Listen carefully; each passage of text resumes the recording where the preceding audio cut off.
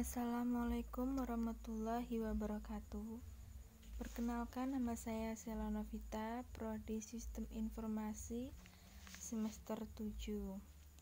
Baik, di sini saya akan mempresentasikan tugas saya yang berjudul Perhitungan Dana Simpanan Perbankan. Tabungan adalah tempat menabung uang, celengan, uang tabungan, uang simpanan. Tabungan adalah simpanan yang penarikannya hanya dapat dilakukan menurut syarat tertentu yang disepakati, tetapi tidak dapat ditarik dengan cek, bilet, giro, dan atau alat lainnya yang dipersamakan dengan itu. Tabungan adalah simpanan uang di bank yang penarikannya hanya dapat dilakukan menurut syarat tertentu. Tabungan adalah simpanan uang perorangan atau suatu badan usaha pada bank dengan syarat-syarat yang sesuai ketentuan pihak bank.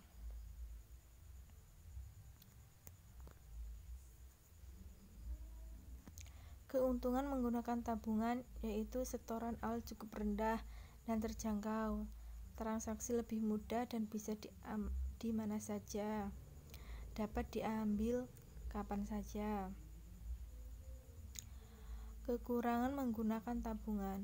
Suku bunga pada kebanyakan produk yang satu ini hanya berkisar di angka 1 hingga 2% saja, tentu tidak mampu mengalahkan persentase inflasi setiap tahun. Terdapat sejumlah biaya administrasi yang mesti ditanggung juga. Jenis-jenis tabungan. Tabungan konvensional, tabungan berjangka, tabungan anak, tabungan haji. Giro adalah simpanan pada bank yang penarikannya dapat dilakukan setiap saat dengan menggunakan cek atau surat perintah bayaran lain atau dengan cara pemindah bukuan. Giro adalah simpanan yang penarikannya dapat dilakukan setiap saat dengan menggunakan cek bill karena perintah bayaran lainnya atau dengan pemindahan bukuan. Giro merupakan salah satu produk yang dikeluarkan bank untuk nasabahnya menyimpan uang. Nasabah yang menggunakan giro disebut giran. Giran dapat menarik uang yang disimpan setiap saat dengan cara menggunakan cek atau dipindah 6 bukuan. Hal ini berbeda dengan tabungan biasa yang pencairannya bisa dilakukan dengan kartu ATM. Rekening giro atau current account adalah salah satu produk perbankan berupa simpanan dari nasabah perorangan ataupun badan usaha dalam rupiah ataupun mata uang asing. Yang membedakan rekening giro dengan tabungan adalah penarikan uang hanya bisa dilakukan menggunakan marka cek atau bilet giro pada jam operasional bank. Ketentuan menjadi nasabah rekening giro antara lain: 1. Tidak bisa dicairkan secara instan di mesin ATM, melainkan harus melalui prosedur penunjukan pada pihak tertentu melalui surat tertulis tanpa bilet. Transaksi tidak bisa dilakukan dan dengan cara ini dana nasabah pun lebih aman. 2. Tidak ada batasan nominal dalam bertransaksi hingga menjadikan lebih praktis bagi transaksi bisnis yang bernilai ratusan juta. 3. Transaksi bisa dilakukan kapan saja tanpa memandang jam kerja bank. 4. Proses transaksi bisa dibatalkan kapan saja sesuai pemerintah dan nasabah. Dan 5. Ada laporan mendetail melalui rekening koran setiap bulan hingga nasabah selalu mendapatkan kejelasan dan transparansi menyangkut uang di rekening giro.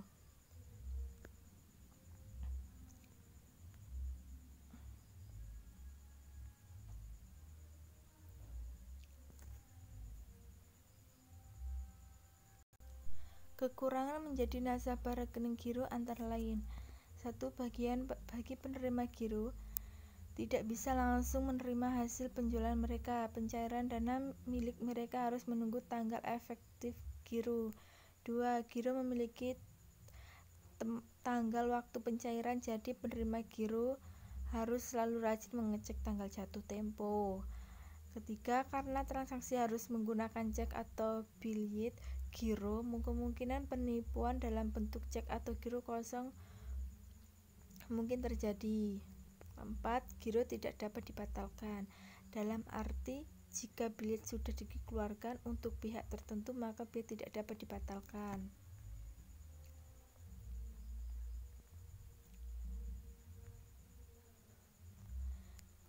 Deposito. Deposito adalah uang yang disimpan dalam rekening. Tindakan penyimpanan uang di bank kredit yang diberikan bank kepada seseorang.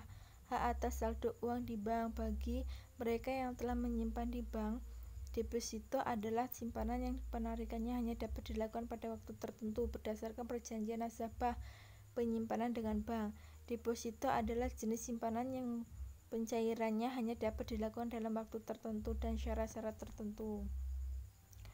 Kelebihan deposito antara lain sebagai berikut. 1. Memiliki risiko yang rendah karena biasanya deposito menawarkan bunga yang tetap untuk jangka waktu tepat. Selain itu, umumnya produk deposito juga telah mendapat jaminan dari lembaga jaminan simpanan. Yang kedua, suku bunga yang lebih tinggi jika dibandingkan dengan menabung biasa. Ketiga, kemudahan dalam akses bunga. Beberapa bank di Indonesia memberikan kemudahan kepada deposan untuk mengambil uang bunganya, mengambil 10 bunganya atau mentransfer bunganya ke rekening yang diinginkan oleh deposan. 4. Mengontrol pengeluaran yang impulsif, apalagi bagi orang-orang yang boros, sebab deposan tidak bisa mengambil dana deposito sewaktu-waktu karena akan dikenakan denda atau penalti.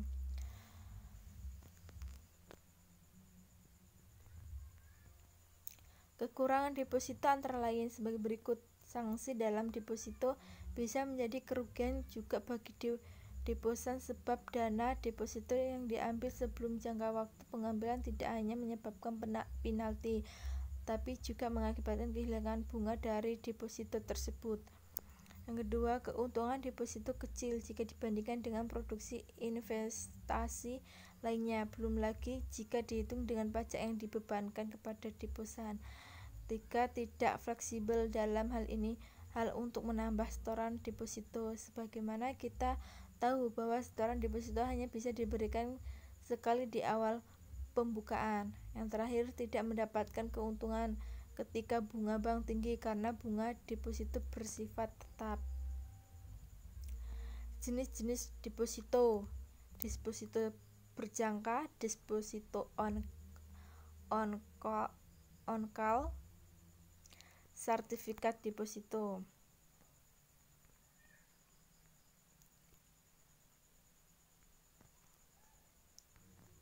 Baik, terima kasih. Hanya itu saja presentasi yang dapat saya sampaikan. Kurang lebihnya saya mohon maaf. Saya akhiri. Wassalamualaikum warahmatullahi wabarakatuh.